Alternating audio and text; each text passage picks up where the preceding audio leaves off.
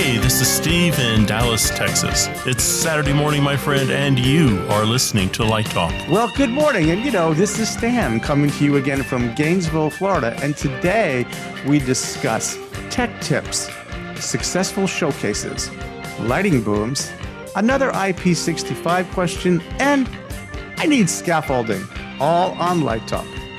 And this is Ellen, coming to you from the tropical isle of St. Bart's. And if you don't already know, you are listening to Light Talk, and we are the Lumen Brothers and Sister. One sister today. One sister today. It could be the Lumen Sister and Brothers. Well, yes, it could. We'll see about that. The Lumen Sister and her brothers. Let's redo it.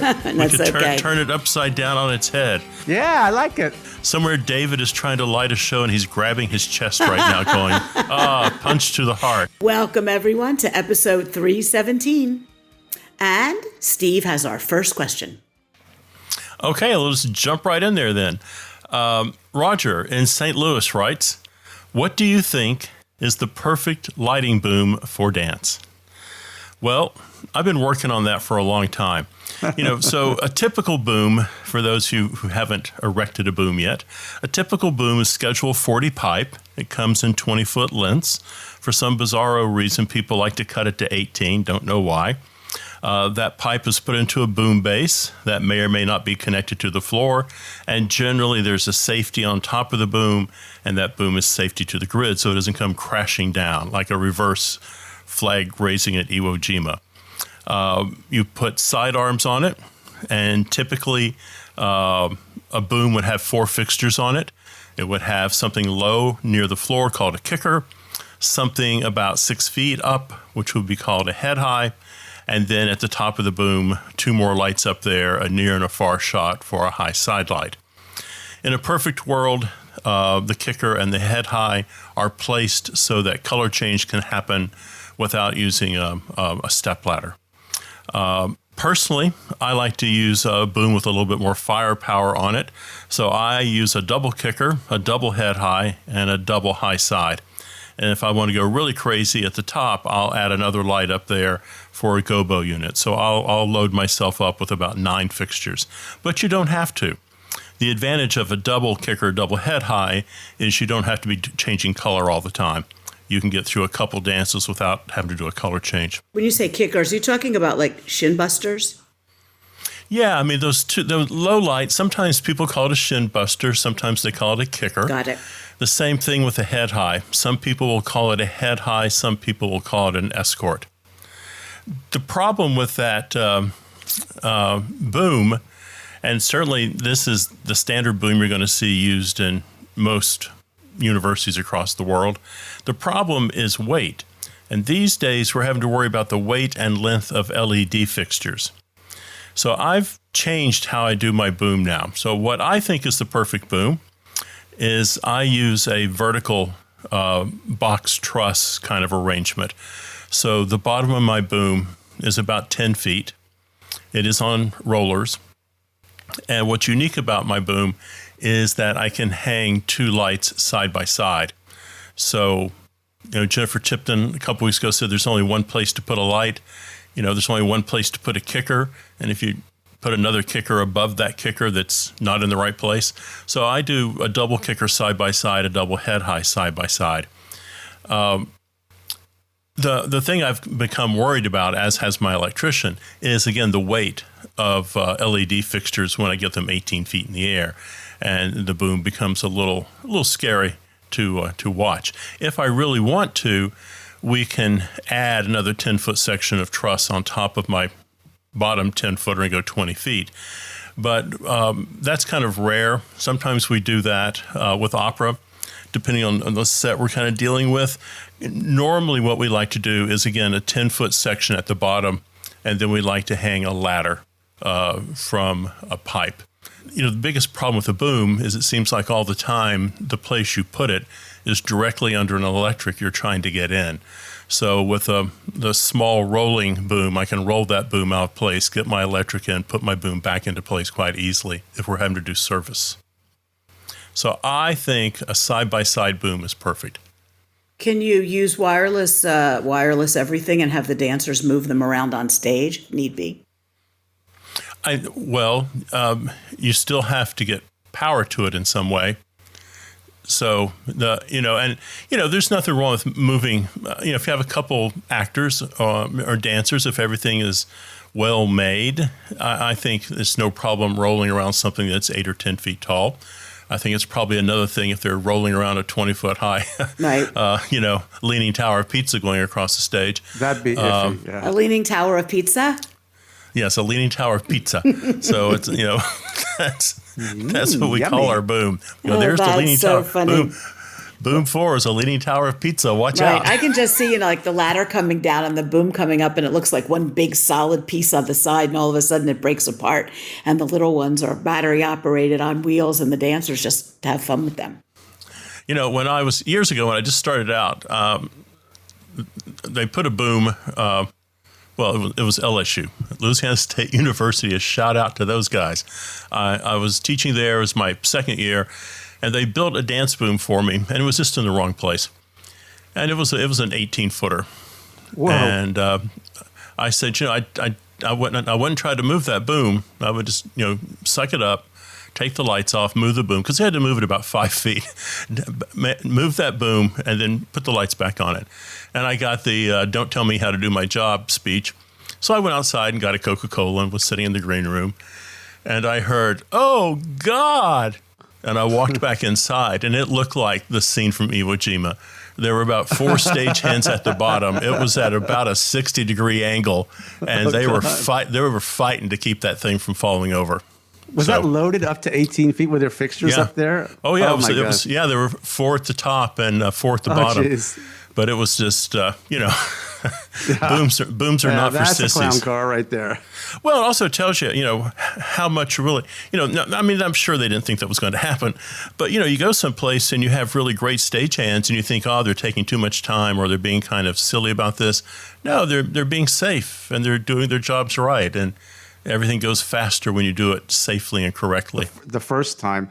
Yes. Steve, I love you are the expert on this, so I would not even begin to tread into your expertise, but I love the idea of the side-by-side shins, and it makes me think of the old Production Arts touring towers that were sort of custom. I think they used a combination of pipe and strut, so that there was no C-clamp on the fixture, so the fixture yoke went right to the strut that was running horizontally, and then the frame was some kind of piping or trussing, and they were on wheels. And you could just lean them back and roll them on the truck, and you could stack them, and they were just amazing. And one thing that I've seen recently that I sort of fell in love with, or I dream about for great dance booms, are GLP makes a product called the Cosmic Truss. Yep. I don't think you could. I don't know if they have it double wide, so you could do the side by side, but there's no reason why you couldn't do 2 sets of them and marry them together. But they also break apart at every 4 feet or so. So you could have it hanging from a grid or from a motor or whatever, and then take away the part that's going all the way down to the floor and store it, and then bring it out and stick it in there and stick the pins in. So the Cosmic Truss is what I would take a look at as maybe a modern version, and not having anything on the deck and no chance of falling over, just hanging it from above. But I think I like that. Do they make it in double wide, Steve? Do you know, the Cosmic, or is it just I don't know. wide? I looked at that, and our TD came up with the idea of the horizontal pipe. So my truss is, a box, one side open. Right. And we put a bar in the back to hang the light from, C-clamp from, or the sidearm from, and that bar is adjustable. So I'm not locked into any one position. If I wanted to put something at 1'6" off the ground, I can. If for some whatever reason I want to move it to 1'10", I can. So I can move those bars up and down also. What is the connection method for the bar that holds the fixture? Is it like a cotter pin, or how did he do that? We use a clamp. So we don't want anything to move. Once we put in position, we just clamp it all together. So like a pipe clamp, essentially, or a double cheeseburger kind of thing, or nice. And I saw one that the one I want to base this off of, and I'll stop talking about booms, is a similar boom. Theirs was deeper than the one I built, and the idea behind their boom was that you could hang a light from the front or you could hang a light from the back. And because they were doing repertory shows, the boom would be in its on-stage position, so one light would be pointing into the wings. When they rep the show out, they spin the boom around, and the focus is done, the light's there, and they're ready to go into the next show in 3 or 4 hours. So you can do a matinee of one show, flip the boom, and go into an evening performance of the other. Interesting. And I thought that was really clever. Rotational booms. Well, Ellen, I think you have our next question. I do. And it comes from Darcy in Kansas City, who asks us, what are the best IP-rated fixtures on the market today and how to best protect them at an outdoor event? Stan, you want to roll with that one? Me? Oh, wow. I'm not really an expert in that, but how to protect them on an outdoor event? Well, I think if you've got a really big storm, a bag is good, like a big plastic, hefty garbage bag and some wire and some twist ties, cover it up to protect it from wind-driven rain. I think the different IP ratings, like I get if you're talking like an SGM fixture or some of the really big manufacturers, where they like here in Florida, where we get hurricanes, and you have the theme parks, they sell a lot of fixtures and they can handle a lot of wind-driven moisture and humidity and transfer the moisture when it builds up in the fixture back out of the fixture and then prevent the egress. So that's one way once they're up and running. Again, it depending upon where you put them. If they're accessible, I would say when you're not in show, bag them up with something, that's relatively impenetrable by water. Other than that, I don't know who's making the best. Like, is she looking for a manufacturer recommendation, Ellen, in that question? Could you go back to the question for a second? Just said, what are the best IP-rated fixtures and how to best protect them? Going back to the protection issue a second, weren't there like those big sort of plastic or plexiglass enclosures at one point? Yeah, right. But the problem with those is they exist. All I know about them is you need a methodology for transference of moisture and humidity both in and out, because the differential between the interior air and the exterior air can create condensation on the inside of that bubble, right? So that can work within certain temperature ranges, but so I think the big issue is the way the fixtures are sealed. And as far as I know, the best one that I've had contact with it comes from a company that deals with water because they're based in Denmark, right? Which is the city, the country of canals, the river of Europe, the basin of Europe, is SGM, right? SGM really has made, there may be some others now who are coming up to compete with them, but as far as I know, they have a proprietary methodology in the construction of the fixture to allow the moisture, the mist that builds up inside the fixture to exit, while also having a really high degree of ingress protection. Have you noticed anything at the outdoor parks in Florida? I mean, you do have hurricanes that come across the peninsula there. Is there some kind of management system? The lights are placed in some type of enclosure that can be sealed for really bad weather, or do they just hang out and just take a beating when the storms come through? Yeah, as far as I know they do that for projectors. Like they'll actually build. Well, I think in some cases they might build sheds for the fixtures, right? So there's sort of a surrounding architecture to protect really high end or really expensive equipment. But like Phantasmic, which is outside, there may be a procedure for cleaning and repairing and bringing them down every once in a while and doing maintenance on them. But as far as I know, that's why SGM has an office in Orlando. So they were worried about the show, and they were worried about the dragon getting wet, so they set it on fire? Right. Is that what happened?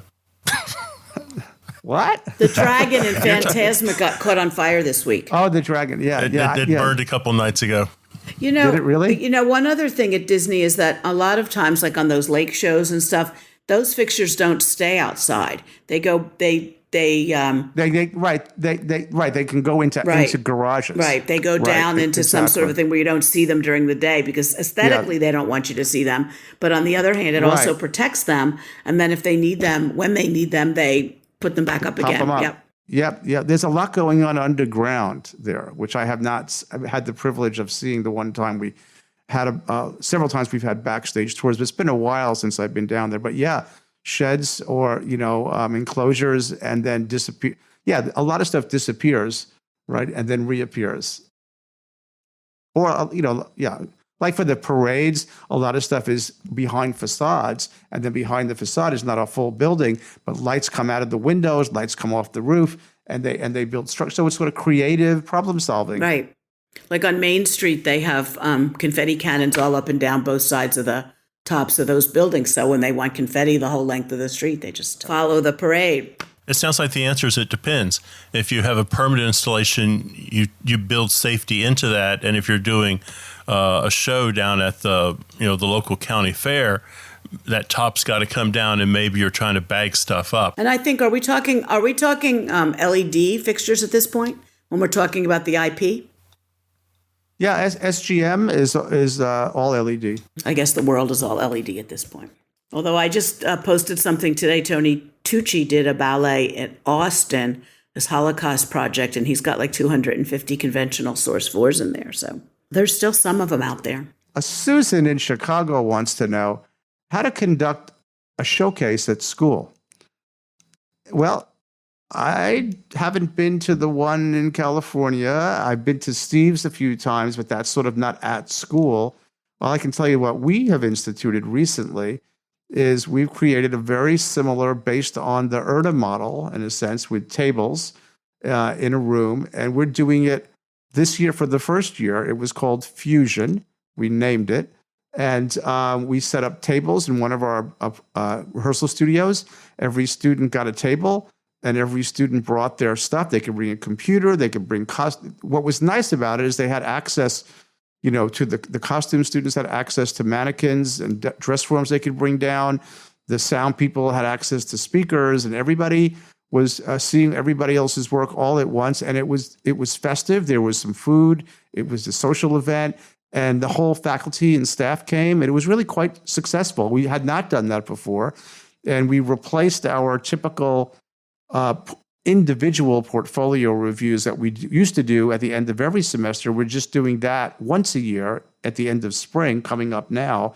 And the Fusion event has now been created for a school-based showcase. And so we're just getting started.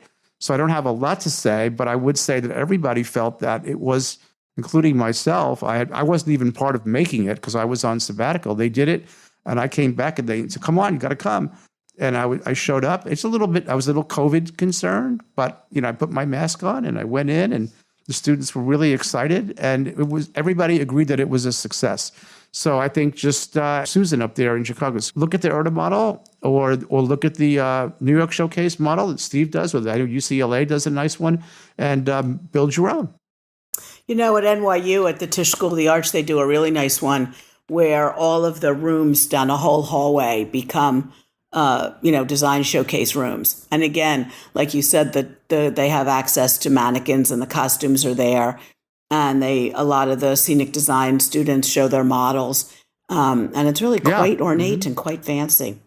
They serve food and cocktails, and sometimes they give out fans because it gets very warm in there. It's always in May at the end of the year. But were each, Ellen, in the NYU model, was there a different specialty in different rooms, or how was that organized? No, I think, I don't remember. I think they're mixed. But the students all stand next to their stuff. And if they don't have anything three-dimensional, they just have a whole wall full of stuff and, images and drawings. And then maybe they have a laptop there with additional stuff. We've been to... in ours, our first one, it was all in one room, probably because that's all we could get and organize and get everybody power and whatnot. And then our architecture school has a themed entertainment integration program down in Orlando, which we've been collaborating with, and our students we've been exchanging students back and forth. They had a session down there. I went and I drove down, and they call it, they have a different name for it. They call it a pinup. Okay. Because most of their stuff was 2D, and so there was all this open walls and cocktails, and people walk around and socialize and look at the working students. But they have some 3D models as well. But they have So, different disciplines do it different ways, but I just think it's a good thing, and it's a nice way to end a semester, and it's yeah. It's funny because at LDI last year, we had a little Erta design showcase. I don't know if you guys wandered through there. It was downstairs in the bar area. And there were 2 long tables or 3, and the students had like a triptych of their work in front of them and a laptop on the table. And a couple of people were like, what did they bring 3D stuff for? Why don't they just show it on their computer? Is there an advantage to seeing the drawings and the renderings and the light plots on an actual board? Or are you happy seeing everything on the computer? I'm not a big fan of having everything on the computer. I like to, there's 2 reasons. One is I may want to see something that someone else is looking at, but I may want to see something different. So if I've got one laptop in front of me and I want to see show A and they're showing show B, I'm having to stand around until I can look at that. So I like to see. I'm a big fan of visual imagery in any way that you present it. I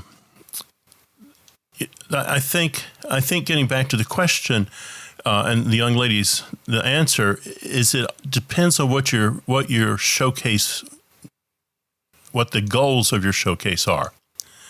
So if you're living in the right city, let's say you're living in Dallas, but it could be any large city. We have 60 theater companies here. Now, there's some mom and pop organizations, and there's some lord houses and everything in between. So for us, when we do a showcase in Dallas, we present all of our students, not just the graduating students, but first, second, and third year. They're all presented. They all do the same kind of display that Stan's talking about. Faculty, of course, is invited, student body's invited, but we also reach out and invite the producing theaters in town. So that you may come by and you may not want to hire a first-year student to design your season, but you're meeting that first-year student. And over a couple years, you're going to see them grow and see how they present their work, and you start to build a relationship. People who get hired are usually third-year students who are leaving the building. We do our showcase in the spring, so we're ushering people out the door with it also. It just depends on what you want it to be. If you want it to be a faculty review, there's one set of guidelines. If you want to invite the community, that's another set of guidelines. But I think what I've found is what most people don't want is, particularly students who are graduating, seniors or third-year graduate students, they probably don't want a critique. They want to hear, I have a job and I'd like you to work with me, as opposed to a discussion about your line weight. They've been hearing that for 3 or 4 years. So now, that's, if you go to Design Showcase West, that's very much, at UCLA, that's very much a presentation to the professional community. How do you feel about a virtual one where, I know, did you do one during COVID that was virtual? We did. I really don't like it. We did a virtual showcase, and we presented, 33, 34 students. Mm-hmm. And we had anywhere, most students had, I would say, a good number. Some students had 15 interviews, some had 30. Mm. We had about 200 guests to attend the first virtual showcase. That's nice. And everybody was really enthusiastic. And, it was a different time. So we go a year forward in time. We're going to do a virtual showcase for year 2 because we're still locked out because of COVID. That year, we had nobody. Nobody wanted to set up virtual interviews. People were tired of Zoom. It wasn't, again, no villains here. If you're doing a virtual showcase, you as the attendee have to set up all these times that you're committed to. If I'm walking through a room at NYU or UCLA, then that's a whole lot easier. I can just decide I'm going to walk out of the room and call it a day. But if I have interviews set up every half hour for, a 12-hour day, that's quite a commitment on someone's part. Right. And I found that second year people weren't willing to make that commitment. That's interesting. Yeah, we'll launch our showcase back in person in 2025. Oh, okay. So that's when we're going back full steam. We are partnering this year with Chris Barreca and the National Design Portfolio Weekend. We will have a student at that event, and we'll have a student at the UCLA Showcase this year. Great. It's interesting with XR and all the rest of it. You could have one XR stage, and the student could sort of stand there, and you could transport all their work right behind them. Right. I mean, I think the delivery method's not the problem. I think the problem is, you want to come. Right. And all of a sudden you're all enthusiastic. And then you go, wow, I've just committed to 10 hours of interviews over 2 days. Right. Do I really want to do that? It's like IRTA. I think the IRTA interviews were pretty successful the first time I did it through Zoom. I really liked a lot about it. The second time, they weren't so successful. I think people were a little tired of it and a little casual about it. So I think, we've seen that run its course, I think. Interesting. You are listening to Late Talk with the Lumen Sister. Oh, and those brothers. And Late Talk today is sponsored by... Pip, pip. Tally bally ho, from across the pond here comes the cheeky rigger of Sheffield. Well, the world has finally returned to normal after 3 years, and it's time to get back to work. It's been a long 3 years. Yes, it has. But here we go. Load-ins, load-outs, uprigging, packing, unpacking, 360ing that box on the truck, lifting motors, lifting speakers, pushing boxes, laying dance floor, walking up all those steps to the follow spot positions. It gives me a backache just thinking about it. That's right. No more Netflix, no more Zoom meetings, and no more Billy's Pizza. All those things have taken a toll on your body. Face it, my friends, you're fat and weak. Still don't get the picture? Remember that scene from the Avengers when Hulk smashed Loki? That's right, the puny god scene. The first day back, you are going to be one lump of sore muscles lying in bed, wondering what just happened to you. But what to do, kittens? It's too late to go to the gym. The train has left the station. Look at the calendar. The state fair season is just 6 weeks away. The BA is already putting together crew calls for the Labor Day music festivals, and Willie Nelson is on the road again. Woo-hoo. Well, the cheeky rigger of Sheffield is proud to offer Professor Higgins Muscle Cream and Relaxer, or as we like to call it, Preparation H. If your muscles are stretched, bulgy, or ripped, applying cooling Preparation H goes a long way to making your day a success. Preparation H, the only cream that provides rapid relief from pain and burning of inflamed muscles. Like other topical creams, Preparation H can only alleviate symptoms for a short time, giving you the time to get back into shape. But wait, I know what you're thinking. I'll just use Vaseline. Well, that, my friend, is a mistake. If you're really in pain, you need Preparation H. Nothing else will do. And Preparation H comes in 3 lovely fragrances: leather and lace, booze and tobacco, and my personal favorite, wet dog, for those outdoor venue dates. Preparation H, because your sore muscles are not going to fix themselves. And if you act now, we'll toss in a trusty truss belt just in case. The cheeky rigger of Sheffield. We make underwear too. Woo-hoo. And now, back to Light Talk. Well, the sound of those sun-soaked, ocean-sprayed, lovable tropical monkeys bouncing around my living room means it's time for Let's Talk About. And today's Let's Talk About is how to have a successful tech week. Steve, Stan, what does that mean? You didn't punch anybody out? Yeah, or, accept my apologies for what I'm going to say during Tech Week. But, here's the thing. I think we know that. I think that the designers pretty much know. I think the stage managers know. A lot of people know. But I think there's a lack of sort of preparation, not on the part of us, generally speaking, but on the part of others. So the other day, I happened to be cruising the Facebook, as you know, people do. And somehow on my feed, I got something from an organization that I don't really know, and maybe you guys do. It's called On the Stage. And I clicked it because it caught my attention. It said On the Stage, and here was the title: A Director's Ultimate Guide to a Successful Tech Week. And I thought, gee, we talk about collaboration, we talk about working with directors, we talk about, all this stuff. And I thought, I wonder how often a director has actually read something or thought about how they prepare for a tech week. Or do they just, and particularly in academia, so let's separate it from professional directors who maybe have a different level of engagement, that they just kind of sit back and go, I got to give my show over to the design and production people, and I'll let them do their thing and wait till I get my show back. And I have to give them some responses to the costumes and the lighting and whatnot. So I went to this website, and I've already posted it on our Facebook page.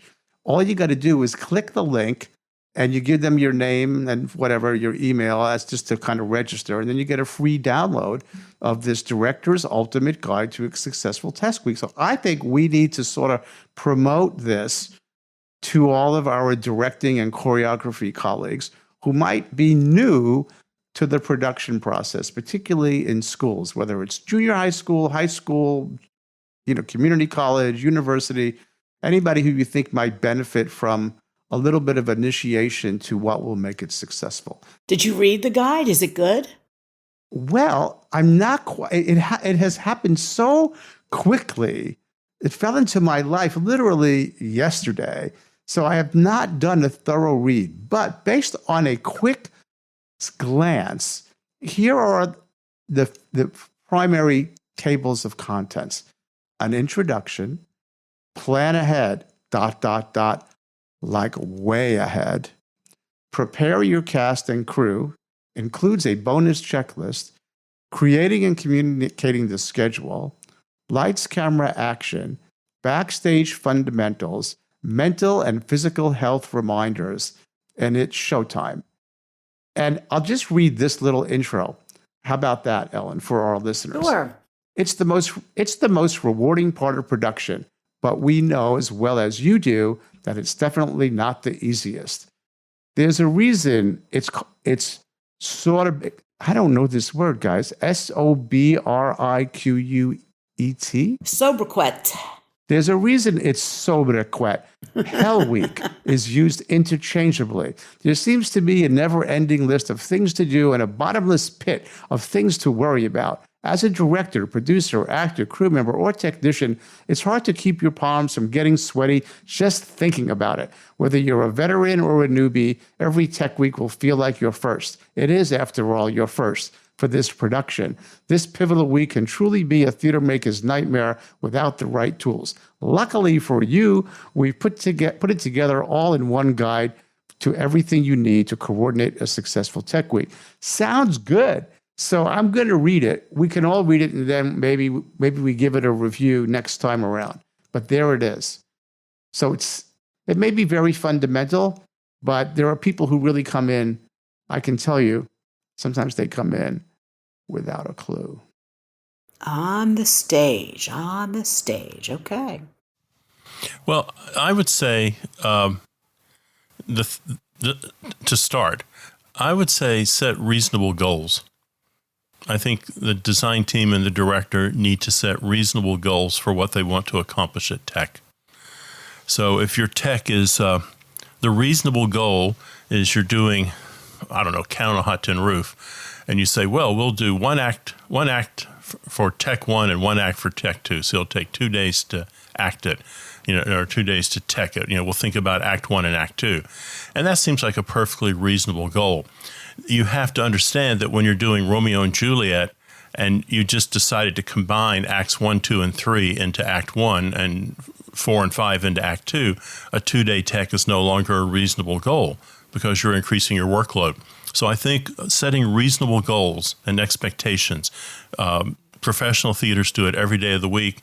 There's no reason why university theaters can't do it every day of the week. I can't disagree with Steve. I'll just add that in academia, sometimes it's a moving target based on the competency of designers, crews, and so on. A third-year designer is going to have a different level of competency and efficiency than a first year. So we sort of need to, but to Steve's point, reasonable goals. Take all those factors, circumstantial factors into consideration.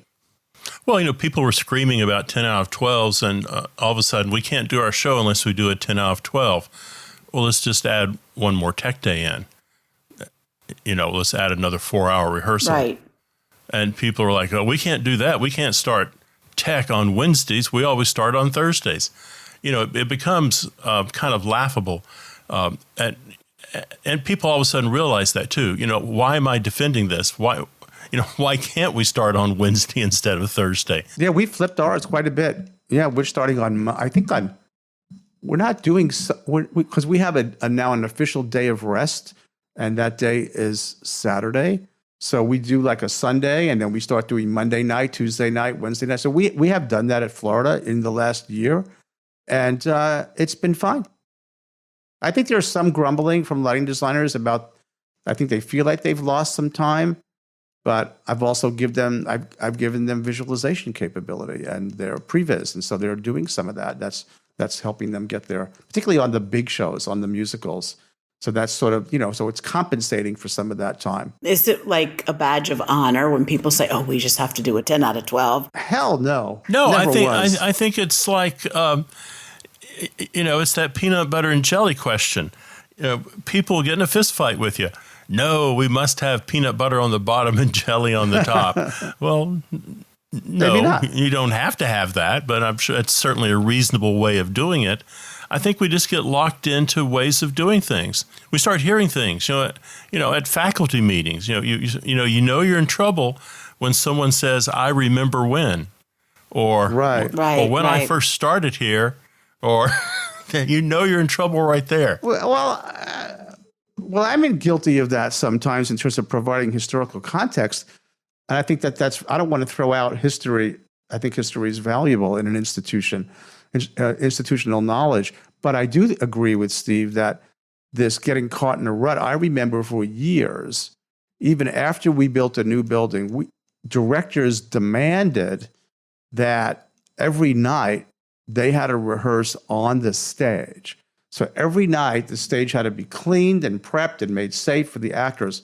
Now, when we didn't have our new building, they maybe had a justification in that there weren't studios for them that were the size of the stage. So then we built a new building and they had these massive studios, but they wanted to continue that idea. And we were like, no, we don't need to have the set designer and his students be here till 3 a.m. painting a set so you can rehearse on the stage every night. And so now over time, we've shifted, and that was a very tough rock to move.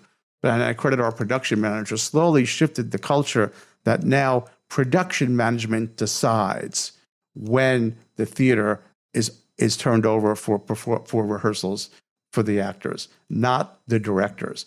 But that took quite a bit of transition. And Steve's right; people get caught in their way. So I have both. I think history and letting people know what has worked in the past or how we got there is valuable, but that doesn't mean we should be stuck in it. So I think that we'll move on, and Steve has our last question for the day. Sure. It comes from Sherry in Boston, and she writes, I need to build a couple of scaffolds on stage. It's a proscenium stage, and we will use followspots on them. Any recommendations? Well, I think everybody knows that kind of scaffolding you find down at Home Depot. I believe it's called ladder and brace. I wouldn't get that. I'm not a big fan of ladder and brace scaffolding, but it's going to be the cheapest, and you go to a rental company, it's going to show up with concrete all over it. So ladder and brace, I probably wouldn't do that. I think it's just difficult to manage, and I don't think it's the safest thing in the world. I think if I were going to build scaffolding on stage and put a couple human beings at the top with followspots, I would use a thing called steel scaffolding. And I believe the kind of slang name for that is system scaffolding. And this is pipe and brace. You can call up a rental company and say, this is what I want to build. I want to build a tower that is 8 feet by 8 feet, that is 16 feet high with a platform at the top, and they will spec all the parts you need. Think of Tinker Toys. It's like a Tinker Toy thing. With steel scaffolding, you can make any shape you really want to make. With ladder and brace, you're caught in that rectangle. So that's, I don't know, what kind of scaffolding do you use down in Florida, Stan? I'm trying to think. I know that over COVID, well, okay, I have to contextualize. We have these follow spot positions in the theater. Maybe you remember them if they were here when you were here, Steve, decades ago. But they were built down from the ceiling for one production, Cabaret, in fact, or Pippin, and they were supposed to be taken out, and they were never taken out, and they were never engineered. So we've never really had a good follow spot position. So we've rented robo spots occasionally, and this, I think the year before this, we were going to use black tracks, and then we didn't do the black tracks. So what they did is they built scaffolding in the back of the theater, left and right, rear house. And I think my electrician goes to a construction company and goes to what do you call them? Where you would rent the genie lift, or where you would they would do scaffold for construction sites. So it was construction grade scaffold, and we put our follow spots up on them, and that's what they've been using. But they're not using the ladder and brace stuff. And that ladder and brace stuff I'm not familiar with, but is that like aluminum kind of stuff that clamps together? Yeah, it's that when you think, if you don't use scaffolding, that's what you think of. There's the two side pieces, people throw casters on it. It has a ladder that goes up the exterior. Then you get an X folding brace you stick in there.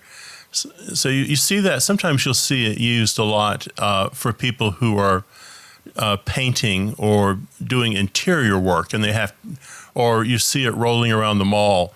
But I like something a little bit more rock solid. I mean, if there's a life at the top of the thing, you do have to, am I saving $50 and or do I want to spend the $50 and know it's going to be done correctly and safely? Yeah, we use construction grade scaffolding, at least for the follow spot positions, and we don't use any of that for focusing or anything like that. Right. Can you do it with wood?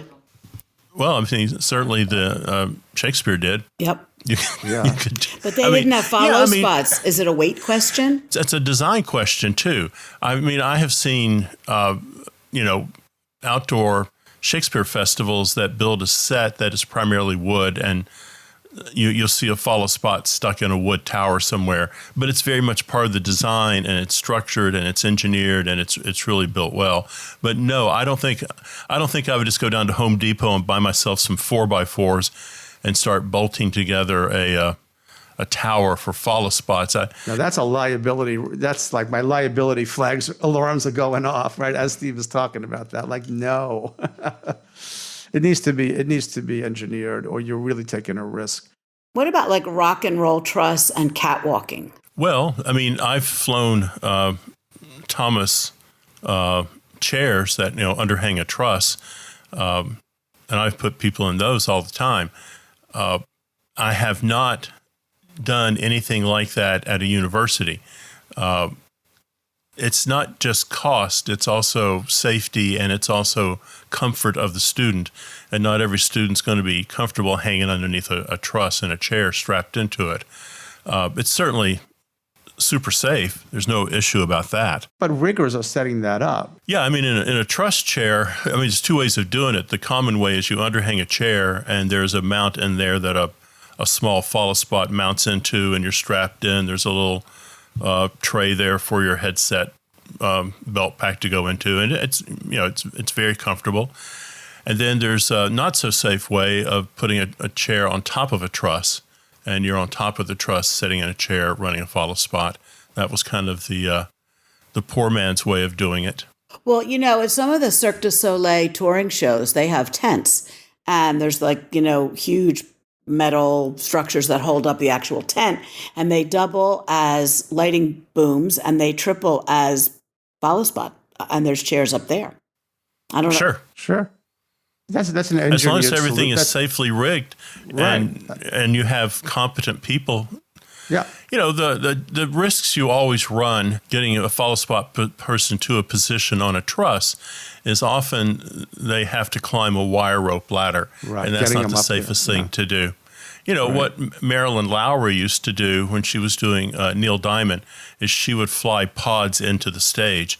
So this whole pod would fly down, and the stagehands would be, loosely choreographed to walk out. And she would always say, you're walking out to your chariot, and you're going to be seated, and we'll all lift off together, or they'll be going at different times, and the follow spots will be doing something. She staged it. Makes it part of the show. Did she make it part of the show? And it was safe. You weren't climbing up a wire rope ladder to get to your follow spot position. Interesting question. Yep. The reality is moving lights and are replacing follow spots. We don't think about this very much anymore. We have ways of tracking people on stage, and the follow spot is slowly becoming a dinosaur. Becoming the way of the dodo, as Steve would say. Ground control. Yep. Right. Ground control, RoboSpot, Black Tracks. There's a whole follow me. There's a bunch of them. Yeah, right. Also, it is going to go away. Yep. If you think about that ground control system, it takes a lot less room to put that follow spot up if you're doing ground control, which means you're not killing a seat. Instead of killing 8 seats, maybe you're killing 5. And that adds up on a tour. We have rented RoboSpots, for example. We've gone down to Orlando and played with ground control. We've tried to get a demo of Follow Me. We specified RoboSpots for one of our consulting venues here in Florida. It's going to be a Roadhouse, and that's in the budget. And then we had some in a high school, and we thought it was a great solution. And the solution was, yes, there was a safety factor, but it was, as Steve points out, it was a where do we put them factor. So it was going to be a better solution with the moving light. We could make a place for the operators that was on the ground. And we got to the point we were through design development on the project, getting ready to go to bid. And I wanted to make sure that I wasn't going to bust the budget. And I got in touch with Roby and I said, look, I need some real numbers on this. How close am I what are they going to cost me? And we had a place to put traditional follow spots in a booth, but it wasn't ideal. And the number was so high that I could justify twice the cost of a traditional follow spot in a school. I couldn't justify 3.5 to 4 times the cost. And I said, I'm going to have to take it out of the spec. And I went to a traditional follow spot in a booth.